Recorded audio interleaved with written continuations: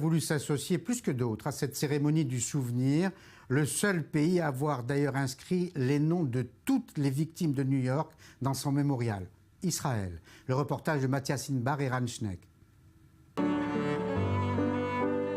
Des noms. Les 2977 noms des victimes des attentats des Tours Jumelles, le 11 septembre 2001.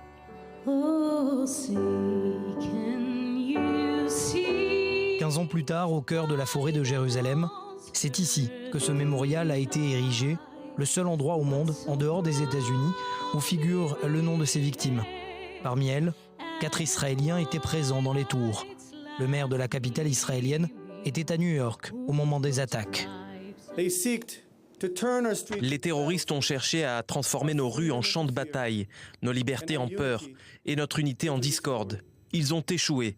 Ils ont échoué à New York, à Jérusalem, à Paris, à Bruxelles et aux 4 coins du globe. C'était à 8h14, heure locale américaine. 2 avions s'écrasaient sur le World Trade Center. Ben est aujourd'hui officier dans la police du New Jersey. Il avait été appelé en urgence pour porter secours aux victimes. Lorsque la tour 1 s'est effondrée, son meilleur ami n'a pas survécu. La première fois qu'il commémore cette journée hors des États-Unis.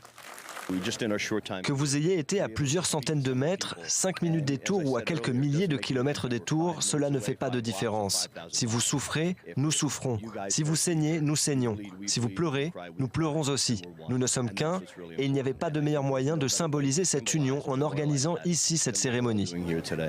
Continuer à se battre, c'est justement le message que souhaitait faire passer Michael Oren, ancien ambassadeur d'Israël aux États-Unis, devant 52 shérifs et inspecteurs américains en visite en Israël. Son jeune fils était la veille sur le toit de l'une des tours. Nous sommes déterminés à combattre. Ce combat est de défendre nos valeurs communes, de défendre nos libertés, qu'ils veulent bafouer. C'est pourquoi vous êtes là aujourd'hui. Et c'est pour ça que nous continuerons en tant qu'Américains, Israéliens et d'autres alliés dans le monde à nous battre. Une coopération politique, sécuritaire et surtout un lien fort pour Dan Shapiro, au-delà des controverses et discordes entre les 2 dirigeants, entre Jérusalem et Washington. C'est quelque chose qui va au-delà de nos peuples, de nos gouvernements, de nos militaires, de nos agents du renseignement. Nous partageons les mêmes valeurs de démocratie, de liberté, de sécurité pour nos citoyens. Nous sommes aussi unis dans le même combat contre ceux qui veulent détruire ces valeurs. Une cérémonie dirigée vers l'avenir, pour ne jamais oublier, il y aura un avant et après World Trade Center.